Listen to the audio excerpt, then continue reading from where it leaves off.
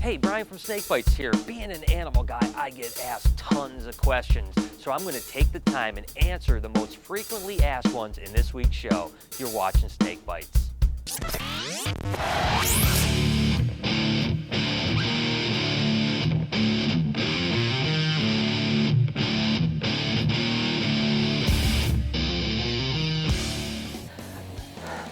I get asked a lot of questions as an animal guy, and I'm going to do my best to answer as many of them as I possibly can in this week's show. But the first question I always get asked is, how do you handle a mean snake?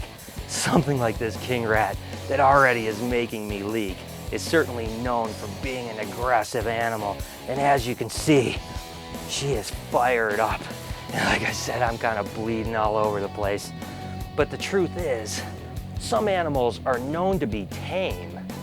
They have an individual that's just a little bit cantankerous.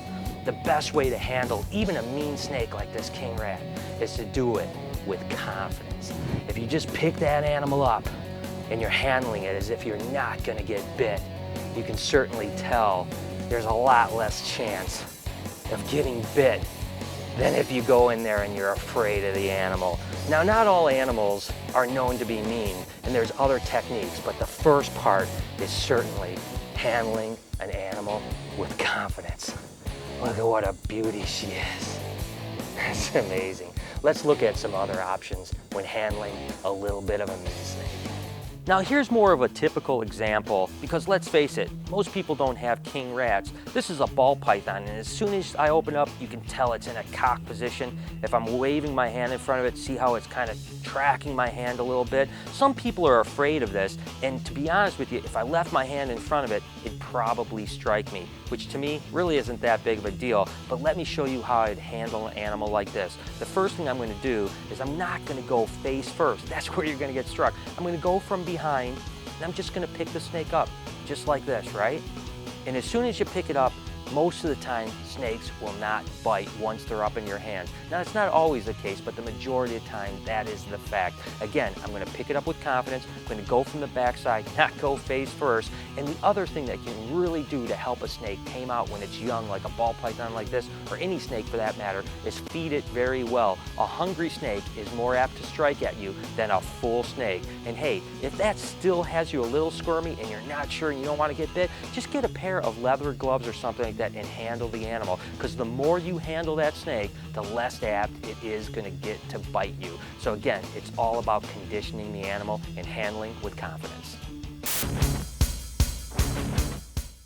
What was the largest number of snakes that Brian has ever bought for his collection at one time? A, 1,300 snakes, B, 800 snakes, or C, 1,100 snakes? Go ahead and comment down below and check back later in the show for the correct answer. My snake isn't eating. What should I do? Well, that can be a complicated question. We really need more information. Let's just say that you have a baby corn snake that's only a couple weeks old. Maybe it's just not quite ready to eat, or maybe you're going to have to scent the animal or even try live food to get it to eat. As a matter of fact, we've done some tutorials about feeding snakes. You can click on the link right here. If it happens that you have a snake that's a year or two old and has been off of food, it could be some other issues. Let's take a look at those.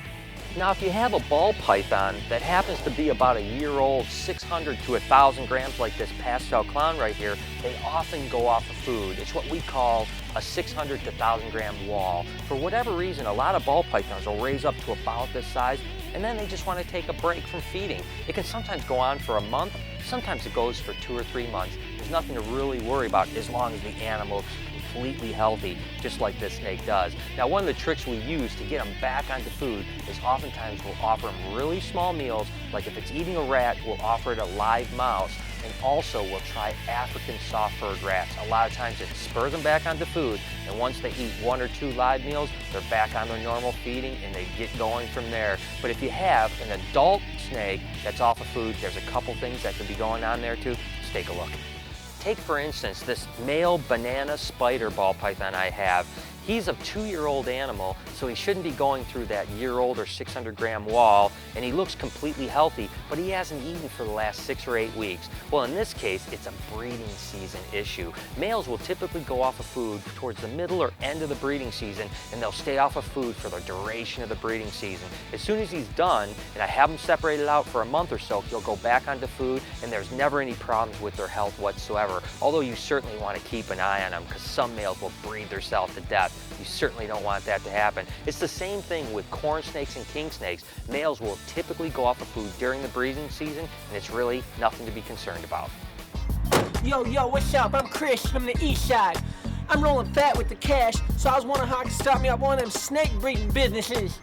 This is another one of those questions that really is determined on several factors. First thing you have to ask is what type of snake do you want to work with? How many of them do you want to work with? And lastly, how much money do you have to spend? I want to spend time showing you a few examples. Let's say you want about 25 snakes. You don't have a ton of money to spend and you really like corn snakes. So you're going to get 20 females and 5 males. Corn snakes go from anywhere from $20 to a few $100s a piece. So right off the bat, you're probably going to invest anywhere from $3,000 to $5,000 in the initial animals that you're buying. Then you have to buy cages. That's going to cost you another couple $1,000s minimum. And then let's not forget, you're going to have to care for them each and every week because it's going to take you a couple years for this little snake to get the size to breed. Each snake is going to cost you at least $1 and up to $3 per week to feed. So when you're all said and done, you've got quite an investment into that 20 potential clutches of corn snakes, but you can certainly make money. Now let's check and see if you got a little more money and you want to go with something like ball pythons. Now when it comes to ball pythons, it's all about how much money and how many animals you want to invest in. But let's try to start with something that's simple, about the same dollar amount. Let's say something like a male NGB that's going to cost you maybe $1,500. This male can breed to up to 5 females, so say you want to get a bunch of female single codons, stuff like pastels, spiders, pinstripes to breed this to produce some really cool paint jobs. Again, you're going to invest maybe $2,500 into that group of animals, but you got to remember now you're going to probably spend about $3 to $5 a week feeding these animals, and unfortunately females can take up to 3 years to get the size. So you've got a pretty considerable investment in time, energy, and everything else. Now with ball pythons, it's really neat because you can go with a much different game plan if you want. Let's say you have $10,000 or $12,000 to invest. You can invest in a higher end animal, something like this gold dust that's going to cost $7,000 or $8,000, but you can breed it to other animals that are going to be really, really cool. So with maybe $15,000, $20,000, $25,000, now you have a really cool group of animals. Again, they're still going to cost the same amount to raise up, $3 to $5 a week, but when you breed them, you're going to potentially make a lot more money in return. But in the end, guys, all investments with reptiles come down to one thing, making sure that you're passionate about the animals and you love working with them. Because again, not everyone's going to make money breeding reptiles, but if you do it and you love what you do, it's certainly an awesome adventure. What do I look for when I'm buying a snake? Probably the most important thing when trying to buy a snake is to buy it from a reputable source. It's great to buy from a breeder if you can, but hey, even your local PetSmart or Petco or your local mom and pop's pet shop can be a great source, but make sure you can trust whoever you're buying from.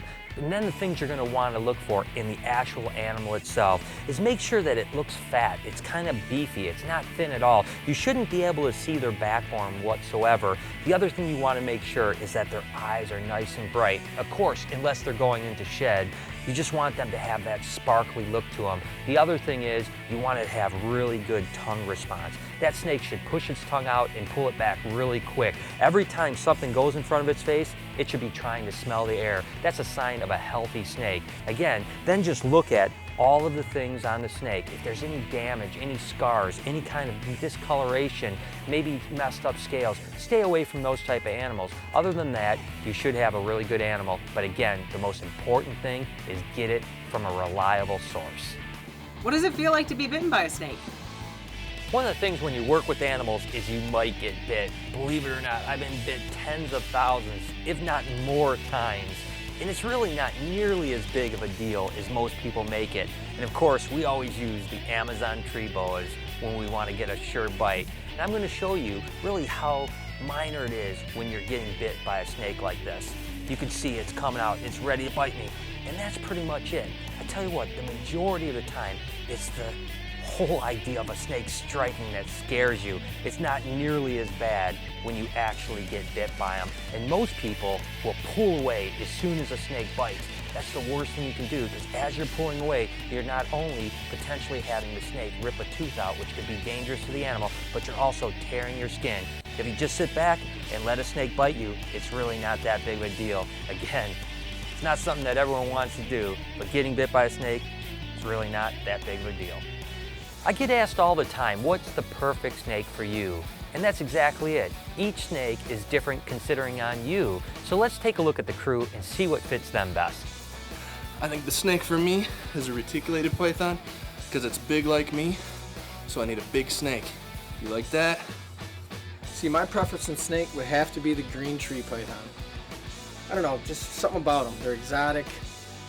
You know, you never know. They're known to be aggressive. So at any time I could take a bite, and I'm kind of that way too, you know, a little crazy side me. So yeah, this is my snake choice.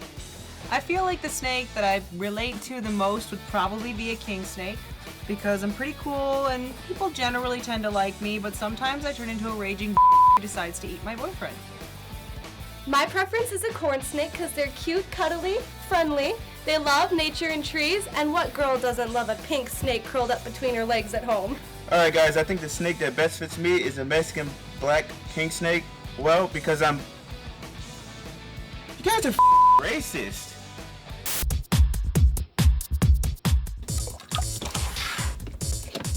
Man, I'm out of cups.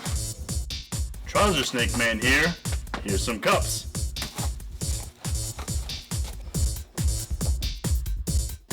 Oh, fiddlesticks, I'm out of mice. Here you go, ma'am. Thank you, Trouser Snake Man.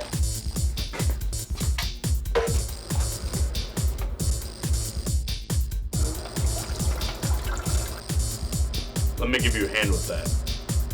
Alright guys, it's been getting really nice and warm outside. We've been spending a lot of time out there having barbecues, and you know, the only thing that really bothers me is you get the ketchup and the mustard out, it's got that crusty crap on the top, and it's just so gross. I want to know what really grosses you out. Leave a comment below and let us know. So there it is. I hope you guys enjoyed the show and I was able to answer some of the questions that might have been on your mind. And speaking of that, if you ever have any questions for me, make sure to hit me up over on Facebook and Twitter at SnakeBytesTV. Till next week, you've been watching Snake Bites.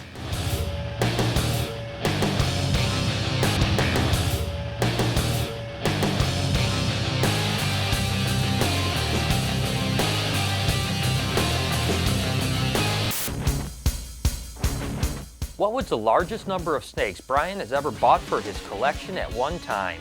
If you said A, 1,300 snakes, you're 100% correct. Good job. Hey guys, I know I haven't been in the show lately.